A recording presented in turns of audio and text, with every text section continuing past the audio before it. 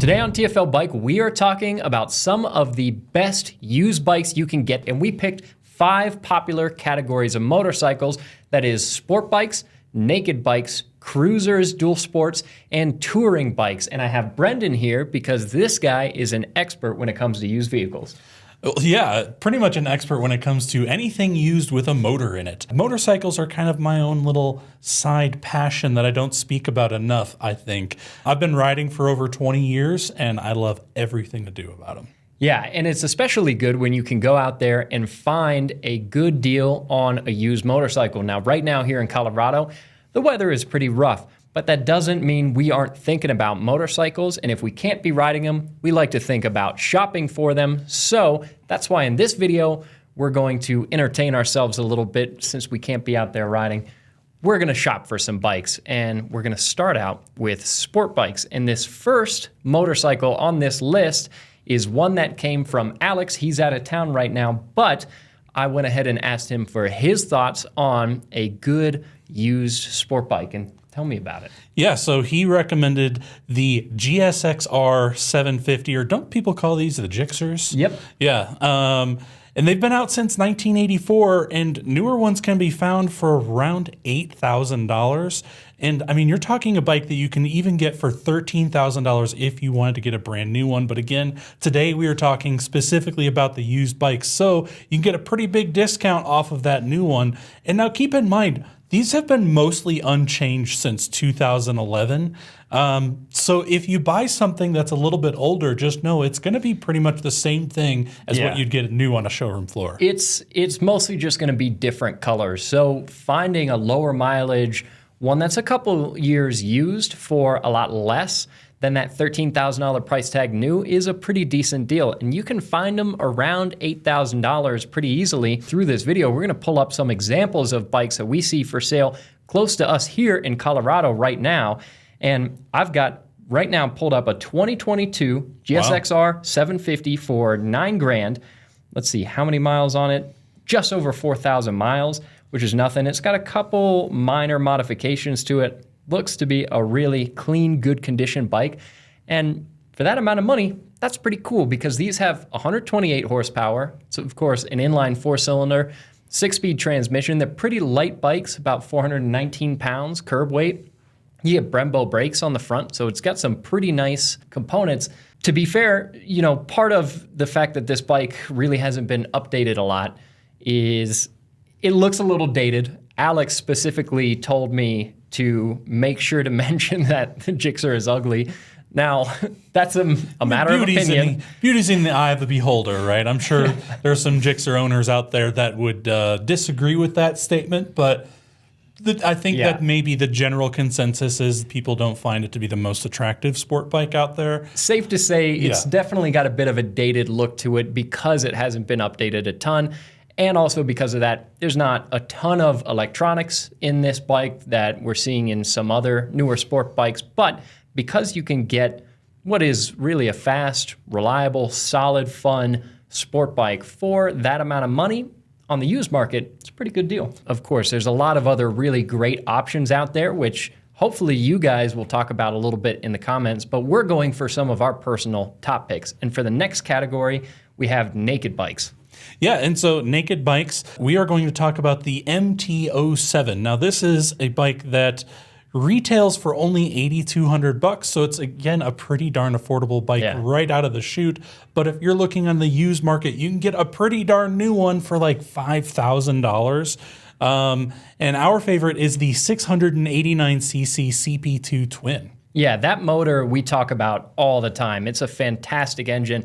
Yeah, Yamaha makes a lot of great motors, but that CP2 just has a certain quality to it in the sound and in the power band because you've got good power and good torque all across a rev range. 74 horsepower, 50 pound-feet of torque. So it is a pretty torquey machine, not a crazy amount of horsepower, but for a bike that's just over 400 pounds, it feels plenty healthy. And here, I'll go ahead and pull up.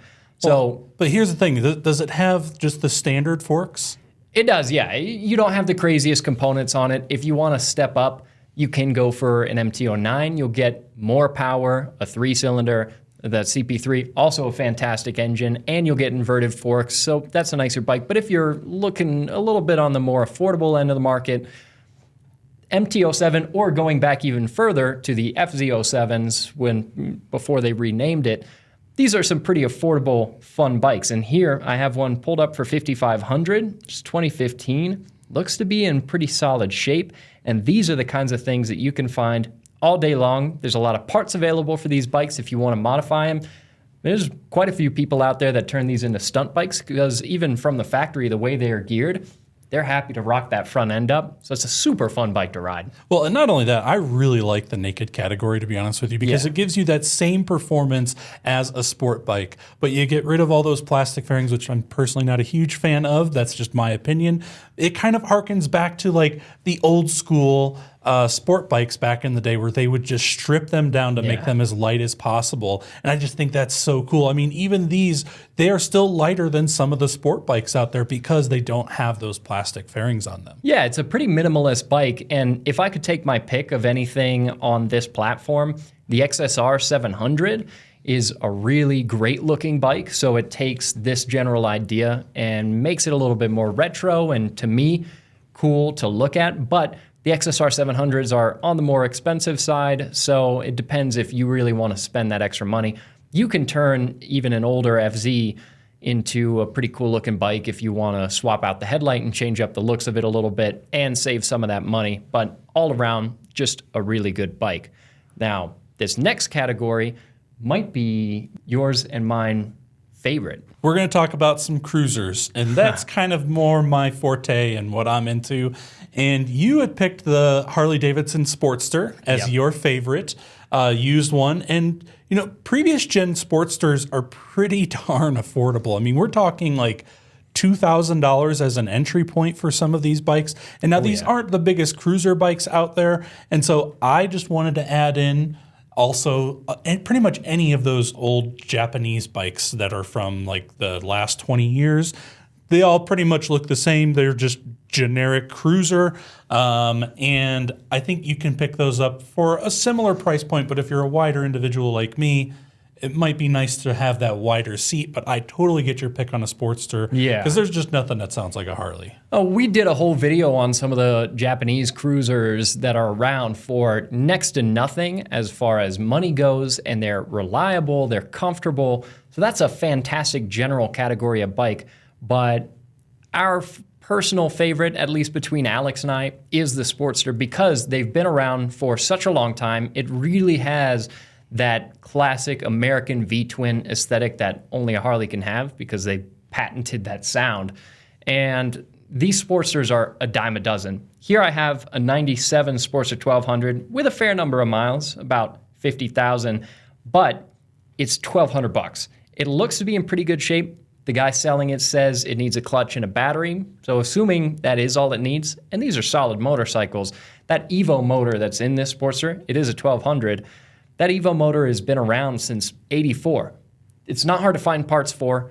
They're very solid, not a ton of power, 67-ish horsepower and similar amount of torque. But this is a motorcycle that you can find anywhere, any part of the country here in the US, and you can do just about anything with it. So it's a good, affordable cruiser. What do you think of like the 883s versus the 1200s on the Sportsters?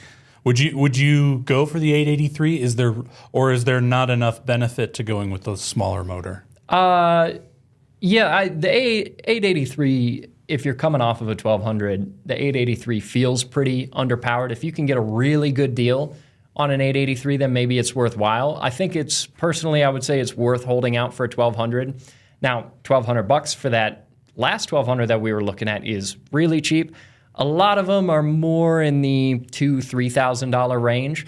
And here, there's one in really nice shape for $3,800, also a 1200, looks to not need anything. So that's kind of a range that you can expect to find them in. But I would say, especially if it's not your first bike, a 1200 is probably the way to go. If it is your first bike, maybe start out on something smaller like a Honda Shadow or a Rebel to really get your feet under you, and then go ahead and work up to a bigger cruiser that you're going to have more fun with in the long term. Yeah, I think that's a good piece of advice. But Let's move on to the next category, dual sport, which I have actually owned one of these before. And we are talking about a KLR, specifically the 650 KLRs. Yeah, you had a particularly cheap and also a slightly rough KLR. How much did you get yours for? I traded for it, believe it or not. I had this Volvo that was also very rough. Yeah. And kind of silly. But I traded that, which I had about, I think, $1,200 into for this KLR. And I ended up selling the KLR for, I think, $2,000. So I did okay on that trade. Yeah. But yeah, I mean, it's for $1,000 or $2,000 for a dual sport bike. These things have been built forever. They are just known to last, even when they are abused, much like an old Toyota. Yeah. It's the kind of bike that even when you don't do regular maintenance, it still keeps running. It is. This is a motorcycle that's been around since '87. There's technically 3 generations of the bike, but the fundamentals of what's made the KLR such a mainstay for all of its lifespan is still there, even in the brand new one. So you've got a 652cc thumper, single cylinder, and it's about 36 horsepower, which is pretty decent in a bike that you're also going to off-road. It's also a very heavy motorcycle for something you're going to ride off-road. 416 pounds. You start to feel that when you're riding a harder trail. But the greatest things about it are its ultra couch-like ride. Never felt a bike quite as soft as that KLR. And they're legendary for how reliable they are. These are truly some of the most reliable, durable motorcycles out there that you can find. So it's a hard thing to overlook when you're talking about a good used dual sport. Yeah, I love a good soft riding bike, to be honest with you. And I think that's kind of why I did fall in love a little bit with that KLR in my, I think, almost 1 year that I had it. Yeah. Mine was, I would prefer to buy something a little less broken than the one that I had. But yeah, it's impressive that you can get a bike that has that good off-roading capability that also doesn't break your back over the bumps. Well, yeah, and here I've got an example of a 2000 Kawasaki KLR that's listed for $2,500, and I'm sure on all of these listings you could probably knock a little bit off the price, but it's cool. It's retro, square headlight, first generation. It's got this kind of green and purple, funky 90s-ish looking color scheme going on, and yeah, that's really all you need to know. It doesn't look like it's been beat up a whole lot. And if a KLR doesn't look like it's been beat up, then that's a nice KLR, because most of them you see look pretty rough and they still run fine. So if one of them doesn't even look rough, then that's a pretty nice KLR. Absolutely. Well, let's move on to our last category, and that is the touring motorcycles, my personal favorite category. And we are going to recommend the golden standard of the touring, and that is the Goldwing. Yeah, you really can't go wrong with a Honda Goldwing. This has been such a massive presence in the touring bike category for so many decades because Honda does a phenomenal job engineering them. The wind protection, the comfort, the reliability, good power, amazing features on these motorcycles at whatever era and price range you're looking at. Here I have an 87 Goldwing Aspencade pulled up for $1,800. And really, that's not even on the low end of what you can get a Goldwing for. You can find them for less than $1,000, especially if you're willing to fix a couple things on them. And even these older Goldwings, some of them have some pretty cool features on them. Radio and trip computers, and they've got these funky, cool retro dials. So for a couple grand, you can get a pretty sweet bike. Yeah, I mean, you're talking about a bike that's like a $25,000 motorcycle when brand new. So it is not a cheap bike. But on the used market, because they've been building them so long and because they're so good at selling them, there's a plethora of them out there in any price range you could possibly imagine, any age you could possibly imagine. I personally would love to have one from like the 80s or 90s that has that sea of like old school buttons and switches. Super cool, yeah, I mean, retro is cool nowadays, and that would be such a cool retro thing to have to drive around. But if you do want something a little bit more modern, you could go for a 2013 Goldwing like this one that we see here for $11,500. And of course, that's on the more expensive end of the spectrum as far as buying a motorcycle goes. There's a lot of brand new bikes that you can get for that. But a newer Goldwing like this gives you a ton of comfort, a ton of features. Obviously, as time has gone on, they've just done more and more. I mean, a brand new Honda Goldwing that's 25 grand, like you were saying, has Apple CarPlay and Android Auto. There's even versions of the Goldwings that for a while now have had airbags.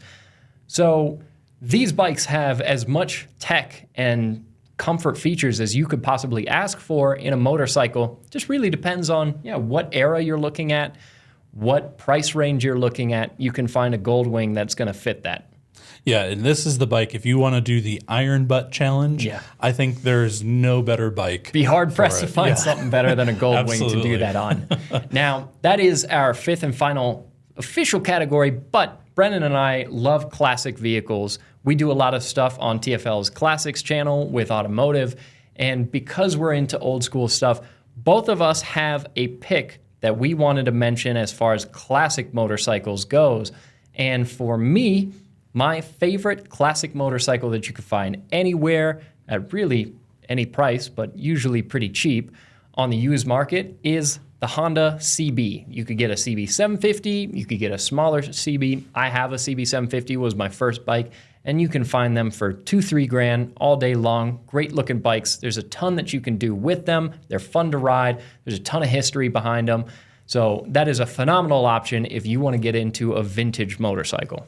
Yeah, and my pick is going to be a little bit more expensive, and I'm talking about the BMW R Series. And when you think of BMW in the car world, you generally think of an unreliable, problematic car that's going to be expensive to keep going on the road. Especially these days. Yes, but not when you're talking about these old airhead motorcycles, because these bikes are some of the most reliable motorcycles ever made. I personally own a late 70s R100S, and my dad has had it since brand new. It's got over 140,000 miles on it, and the engine has never been rebuilt. I mean, this is just what you can expect from those old boxer motors.